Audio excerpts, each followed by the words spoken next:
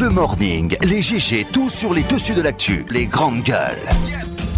Parlez beaucoup, mangez l'argent, voyagez beaucoup seulement, mais travaillez beaucoup, créez des choses, emploie des jeunes, non, non, non. Les dirigeants africains, les dirigeants sont comme ça. Les grandes gueules. Merci de nous rejoindre dans cette émission Les GG. Nous vous accompagnons jusqu'au port de 11h. Vous aider à mieux comprendre l'actualité. Merci à vous qui nous rejoignez. Du côté de Gekedou, vous nous regardez à la télévision. Bienvenue et surtout, vous avez la possibilité évidemment d'intervenir en direct dans cette émission via nos différents contacts évidemment qui s'affichent juste en bas de l'écran.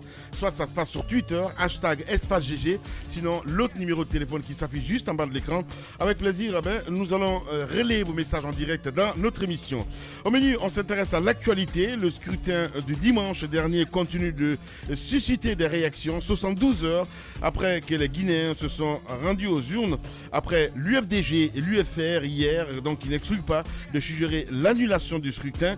D'autres acteurs donc se mêlent à la danse pour dénoncer ce qu'ils disent s'apparenter donc désormais à un bourrage, un braquage plutôt électoral orchestré du bout au bout donc du parti au pouvoir. Que reproche-t-on au RPG Arc-en-Ciel, entre autres des questions que nous nous posons ce matin, et si les partis politiques d'opposition tentaient d'opérer une simple fuite en avant? Toutes ces questions posées ce matin, nous allons essayer d'en savoir un peu plus avec quelques acteurs politiques qui vont intervenir en direct dans cette émission. Et puis l'intervention hier sur nos antennes du président de l'UFDG, l'intervention hier du président de l'UFDG n'a pas été bien saisie, en tout cas du côté de l'UFDG Arc-en-Ciel. On essaie de comprendre quelle est la vérité sur les accusations hier de Cellou Dalein Diallo. Malik Sankon, il est le directeur général de la Caisse nationale de sécurité sociale, cadre du RPG Arc-en-Ciel. Il sera avec nous dans cette émission en direct. D'autres sujets viendront s'ajouter à tout ceci pour votre plaisir, mesdames et messieurs. Continuez à réagir en direct. Sinon, merci de nous rejoindre. Moussa Moïsila, bonjour. Bonjour Lamine Guérassi, bonjour à tous. Bonjour Madame Yoruba. Bonjour Lamine. Bonjour à vous Tamba. Bonjour Lamine, bonjour à tous. Voilà, on s'intéresse à l'actualité, mon cher Tamba. On essaie d'évoquer les sujets à brosser. Absolument. On en a parlé hier. La violence post-électorale commence à inquiéter. La circulation, comme tout le monde a pu le saisir hier, il était difficile de circuler sur l'autoroute Le Prince. On se rappelle que Moussa Moïse a passé les grandes gueules hier dans sa voiture, bloquée, donc à cause des manifestations qui s'étaient généralisées sur toute la ligne de l'autoroute Le Prince. Il y avait même quelques débordements également du côté de l'autoroute Fidel Castro. À Sangoya par exemple, et même en d'autres lieux, on a pu savoir que des gens sont sortis pour réclamer, et là, c'est là que la question se pose, pour réclamer quoi ? Parce que les opérations de centralisation sont en cours, même si il y a des fuites déjà autour des résultats, autour des tendances finales qui se sont dégagées des opérations de centralisation, il y a cela, mais que des gens se mettent ainsi dans la rue, des jeunes en particulier, sans savoir véritablement ce qui se passe à l'intérieur de ces bureaux de centralisation. À mon avis, il y a besoin à revoir les choses plus amplement. Maintenant, ce qui est très important par rapport à ce qu'on a pu voir hier, un véhicule de la police totalement incendié, on s'en est donc pris comme ça à des biens qui appartiennent à l'État. Je pense qu'à un certain moment, il faut savoir raison garder, il faut savoir davantage communiquer par rapport à ce qui est en train de se faire sur les questions électorales. On a entendu M. Cellou Dalein Diallo hier, et c'est peut-être le lieu de rappeler toute l'importance de son propos. Lorsque MAF lui demandait s'il tenait à saisir la justice par rapport aux opérations, par rapport aux griefs qu'il aurait contre le processus électoral, il a dit il n'y aura pas que la justice, pas la justice seulement, ce qui laisse supposer d'autres moyens de pression qui pourraient être mis en œuvre, notamment les manifestations de rue. Et on sait ce que ça nous rapporte en tant que Guinéens, parce qu'on est très habitués aux manifestations de rue. C'est le travail qui en souffre. La circulation, elle est paralysée, elle est même parfois immobilisée. Oui. Il y a des Guinéens qui sont mis en danger. Les biens et services, rien ne fonctionne plus. Tout est hypothéqué chaque fois qu'il y a une sortie de l'opposition qui s'accapare les rues de Conakry. Et c'est là toute l'importance du message à passer à la CENI, on l'a dit hier. Ouais. On voit bien, d'après l'expression que tu lisais tantôt, qu'on est en face, et cela est vrai, d'opérations qui s'apparentent un peu au braquage à l'italienne. On vient avec un coffre, on vous le dépose et on prend le vôtre, le bon coffre, et on disparaît avec. C'est même toute l'image que Moussa Moïse décrivait ici du côté de Matoto.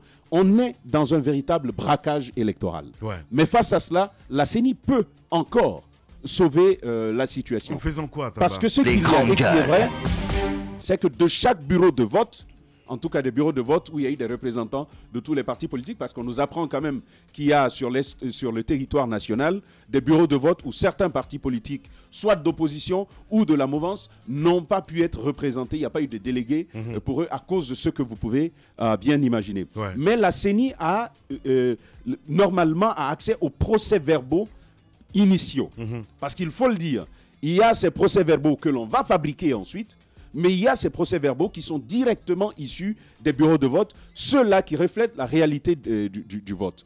Et il est de la responsabilité première de la CENI, même s'il y a des forces de l'ordre qui ont été déployées par rapport à ça, les processus électoraux dans des pays où les élections sont gérées par une institution indépendante détachée du pouvoir central, comme c'est le cas en Guinée, la responsabilité de l'institution électorale est totalement engagée. Il faudrait qu'elle fasse en sorte que les votes soient donc préservés, que les votes soient sécurisés. À mon avis, c'est ce qui peut nous aider. Autrement, on va replonger dans une situation que personne ne voudra vivre et on souffrira de devoir la vivre à nouveau. Vivement donc que la CENI prenne ses responsabilités pour préserver ce vote-là. Voilà.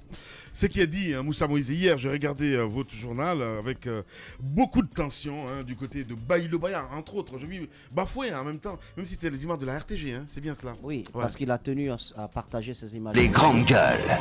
Nous étions preneurs, donc c'est pourquoi nous les avons diffusées, puisque ça nous a permis également d'équilibrer un tout petit peu les choses. Ouais, je me pose des questions ce matin. Ouais. C'est-à-dire que, est-ce que dans notre pays, on peut à un moment donné nous dire, tiens, nous sommes sortis des ténèbres. Ouais.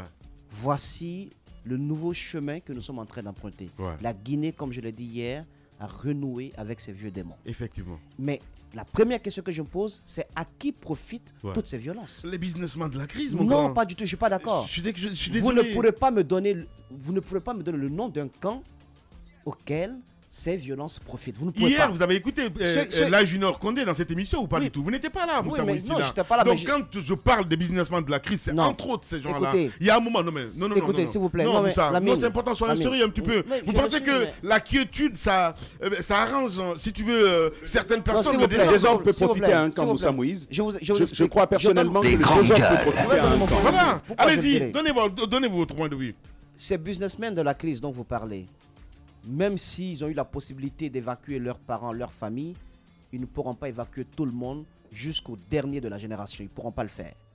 Ils ont des intérêts dans ce pays. C'est pourquoi je dis que je ne pourrais pas donner le nom d'un camp qui bénéficie des effets positifs de cette violence. Mais je sais une chose. Je sais le camp qui en souffre beaucoup et qui en paye le plus lourd tribut. Ça, je connais ce camp. Et ce camp, c'est le peuple. C'est le peuple. Parce que lorsqu'on se met à gouverner un pays, lorsqu'on est en train d'amorcer lorsqu'on est sur un certain mécanisme de développement, lorsqu'on a mis des pions, lorsqu'on a commencé à exécuter certains programmes de société, lorsque nos gouvernants, lorsqu'on est Alpha Condé et qu'on a ses ministres, je pense qu'on ne va pas à la confrontation. Donc ça ne profite pas au régime en place. Les grandes gueules. Ça ne profite pas aux ministres, ça ne profite pas aux gouvernants qui sont là. Ça ne peut également pas profiter à ceux qui aspirent demain à gouverner ce pays. Parce que pour gouverner un pays, faudrait-il qu'il y ait au moins des personnes vivantes? Mais bien sûr, qu'il y a la quiétude. Oui, il faudrait qu'il y ait la quiétude. Il faudrait qu'il y ait des Guinéens. Mais s'ils sont tous tués, vous allez gouverner qui? Donc ça ne profite à personne, c'est le peuple qui en souffre. Moi, ce que j'ai vu hier, ça m'a complètement dépassé. Et ces jeunes, et pire, ces personnes... Ce qui est inquiétant un petit peu, Moussa Moïse, c'est pas seulement à Conakry. Oui, mais on nous apprend du cas de l'intérieur du pays. Kalinko, Ardingera, on en parlera. Voilà. On en parlera. Mais je veux répéter une chose. Et ça, j'ai écouté le ministre de l'administration du territoire hier. J'ai senti beaucoup plus c'est vrai, les paroles étaient un peu diplomatiques, on essayait, mais c'est le ministre de l'administration du territoire. Je n'ai pas senti dans ses propos l'autorité de l'État. La fermeté. Je n'ai pas senti cela. Les grandes gueules. J'ai plutôt à un moment donné écouté un imam. Ouais. J'ai plutôt à un moment donné écouté un imam. Non, Parce mais que c'est ces grave, personnes, ce qui s'est passé ces de ce personnes côté, qui hein. mettent le feu aux maisons des gens, Ouais. qui incendient la voiture de la police, Ouais. qui blessent, parce qu'on a pu filmer, vous avez vu ça dans le journal, Ouais. des jeunes qui ont été... il y a un jeune dont la paume, la main a été complètement coupée par un couteau. Mais ces personnes qui s'adonnent à ceux qui ont incendié le véhicule et qui ont incendié des cases, ce ne sont pas des militants d'un bord politique. Je suis d'accord avec Ce toi. n'est pas Il y a sérieux. un autre d'ailleurs qui a aussi témoigné, parce que après, est-ce que c'est les forces de l'ordre? Gros point d'interrogation. Je parle de ces mototaxis. Le monsieur qui disait, nous, les manifestants nous ont laissé passer, Oui. mais de l'autre côté, on nous a agressés. Oui, mais Les justement, grandes gueules. ces personnes, Ouais. je veux dire, il appartient à l'État. Quel que soit où la violence se trouve, il appartient aux agents des forces de l'ordre. Il appartient à l'État de trouver les véritables coupables. Bien. Encore une fois, Ouais. puisque l'opposition n'a pas demandé à ses militants, ses sympathisants de sortir dans la rue pour aller caillasser des véhicules. C'était spontané, Alors, ce si truc. on les Grandes prend, gueules. si on prend ces jeunes, je voudrais demander à cette même opposition qu'elle n'en fasse pas plus tard un pion pour des négociations politiques. Ouais. Parce que lorsqu'on s'adonne à ce genre de violence, très très souvent, on en fait une sorte de conditionnalité Ben oui. pour une sortie de crise. Ça ne doit pas continuer dans notre pays. Parce qu'il y a des gens, j'en suis sûr, qui sont même de l'opposition ou de la mouvance, qui ont été victimes de leur propre camp. Parce que vous ne savez pas à qui vous vous attaquez. Mais bien sûr, je Ce suis n'est d'accord écrit avec toi. sur le front de personne, Ouais. sur la voiture de personne, RPG ou EFDG. Vous ne pouvez pas savoir à qui vous en prenez. Ouais. Donc il faudrait vraiment qu'on puisse, à un moment donné, nous ressaisir dans ce pays. Parce que sinon, nous partons complètement à la dérive. Lorsque les leaders politiques disent il faudrait que les militants soient vigilants, soyez mobilisés, ça ne veut pas dire d'aller vous regrouper au niveau des bureaux de centralisation des votes.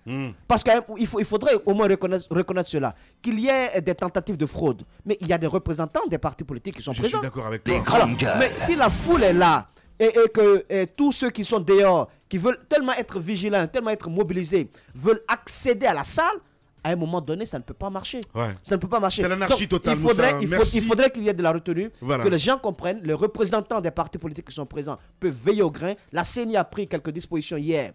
C'est pas certes, c'est pas exhaustif, mais ça permet quand même de calmer un peu les nerfs. Le fait de limiter le nombre de personnes dans les CACV, le fait de demander aux magistrats de ne pas annuler les procès-verbaux, ce sont quand même quelques dispositions à prendre en compte et qui peuvent aller sur le chemin de la transparence. Bien. Mais il faudrait de la fermeté face à ceux qui commencent déjà à caillasser alors que les résultats définitifs ne sont pas connus. Ce n'est pas normal. Il ne s'agit pas de militants politiques pour ma part. Il s'agit simplement de personnes désemparées qui n'ont pour seul credo que la violence. La manifestation, les protestations, ce sont des moyens que la démocratie permet à chaque citoyen.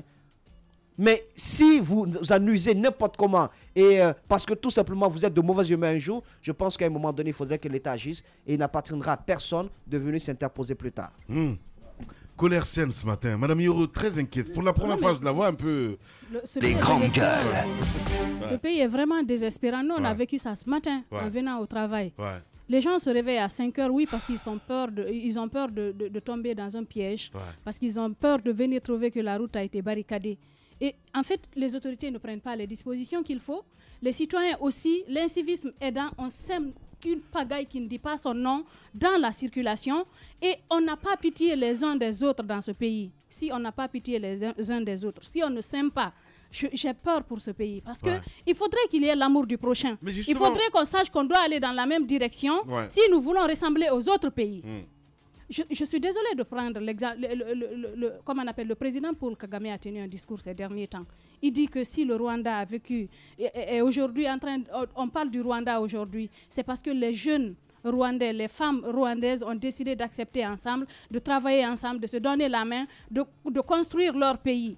Il faudrait qu'on accepte de se donner la main, qu'on sorte de cette situation. Les grandes Aujourd'hui, gueules. en allant vers la tannerie, comment on appelle, les gens, ils ont barricadé la route au niveau de la mairie, les services de sécurité, parce qu'il y a la centralisation qui se fait de ce côté. La police permet aux gens de passer par là, mais je vous dis, c'est une pagaille qui ne dit pas son nom. Ce matin, nous, on est arrivés, et vous imaginez, je suppose qu'une station, par exemple, vous penserez que ça n'a rien à voir, mais je pense que je suis en train de parler des bases même de l'anarchie qu'on vit en Guinée. On vient dans la station, on demande, monsieur, est-ce que nous, on peut garer ici parce qu'il y a une pagaille, pour ne pas qu'on en rajoute pour qu'on puisse aller travailler. Un monsieur de la station nous dit, oui, madame, allez garer là-bas. Un autre de la station dit, non, vous ne pouvez pas garer ici, vous garez ici, on dégonfle vos pneus. On a dit d'accord, s'il vous plaît, on va partir. Mais nous venons, nous supplions les gens. Personne ne veut céder la place à personne dans la circulation. Personne ne veut laisser l'autre passer. C'est l'exemple de l'anarchie, de l'incivisme qu'on est en train de vivre qui nous empêche d'avancer. Je pense que ce qu'on est en train de vivre, qu'on vienne...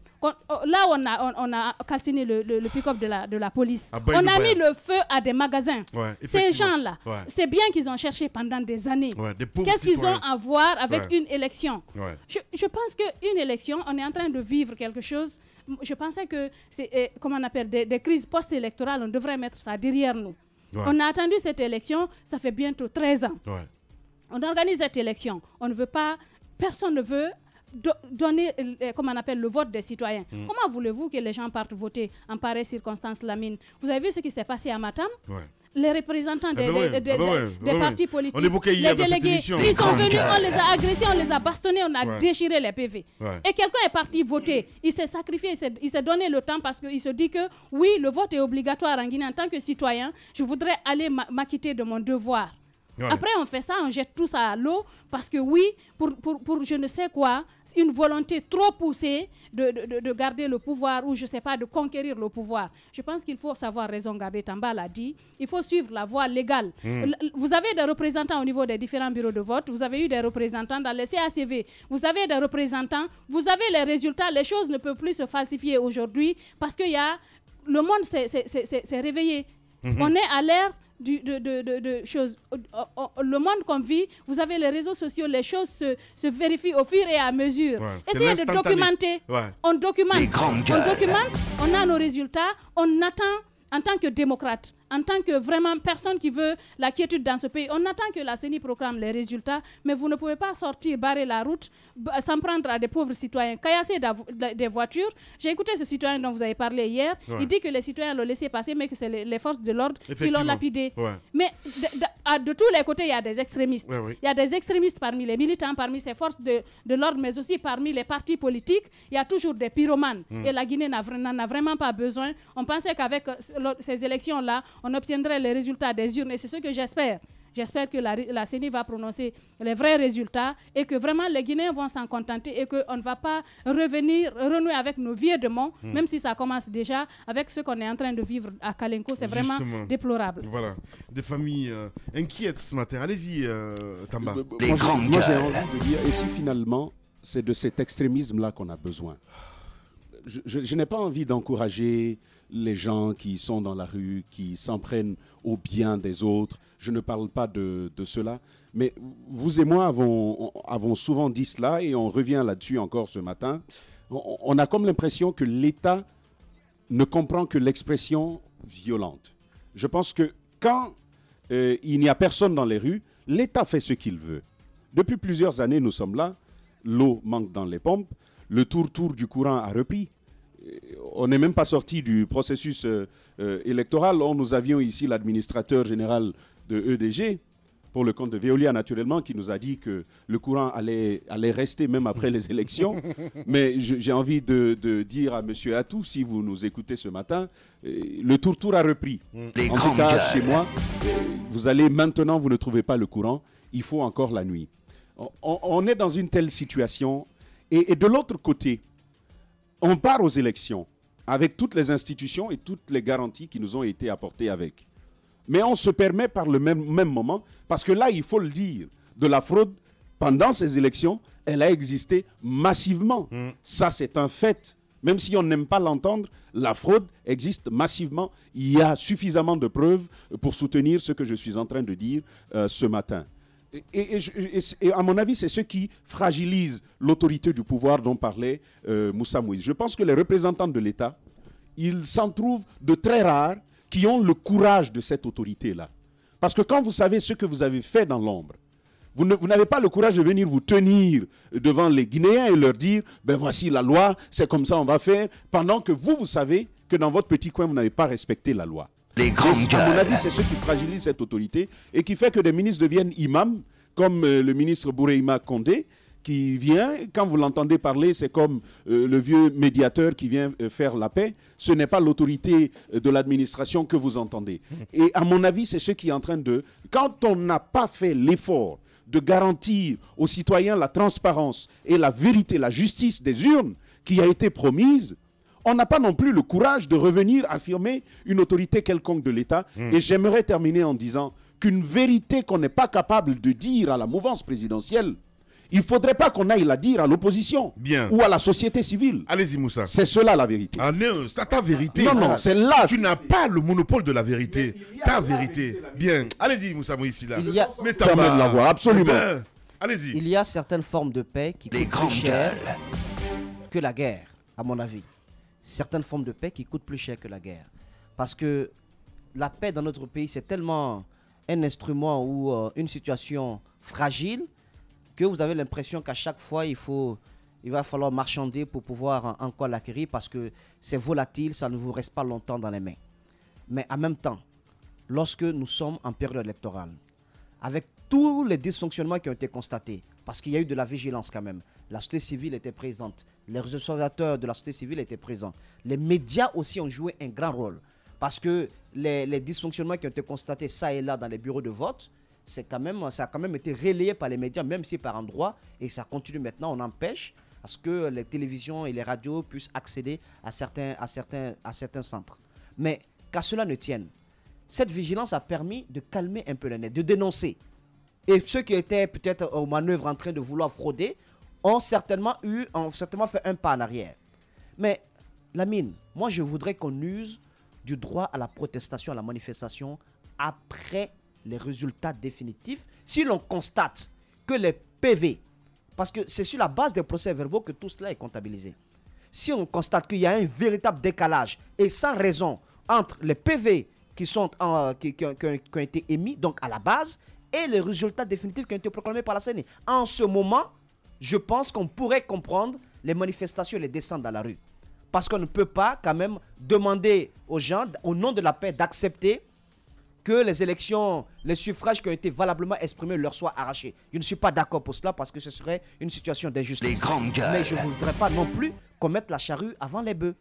Parce que pour l'instant, on ne sait pas. Hein? J'entends certains partis politiques qui se félicitent d'avoir gagné telle commune et telle autre, mais parce que les résultats provisoires ont été affichés par les CACV. Voilà, alors que l'attention, peut-être que c'est une stratégie politique, ils se disent, ben, tenez, mettez la barre très très haut, à un niveau assez grand, pour protéger nos voix. Quand vous faites régner la tension, ils ne nous auront pas volé comme ça. Mais en faisant cela, il y a des gens qui perdent des plumes. Je suis d'accord avec toi. Il y a des gens qui perdent des plumes. Voilà. Donc attention à ne pas trop user de ce genre de violence. Moussa Moïse Silla, vous êtes chez les GG. Véritable success story de la radio Espace Guinée, les grandes gueules, détentrices des meilleurs scores radio en Guinée, de la meilleure émission talk show, a donné le créneau horaire du départ au bureau et du retour à la maison, récoltant depuis des années consécutives le titre d'émission la plus écoutée en Guinée, toutes catégories confondues. Un grand total de plus de 5 millions d'auditeurs ont été fidèles au talk show Les GG, diffusé jour après jour sur toutes les stations du réseau Adafo Média de 9h à 10h30, un exploit qui restera longtemps dans les annales de la bande FM en Guinée.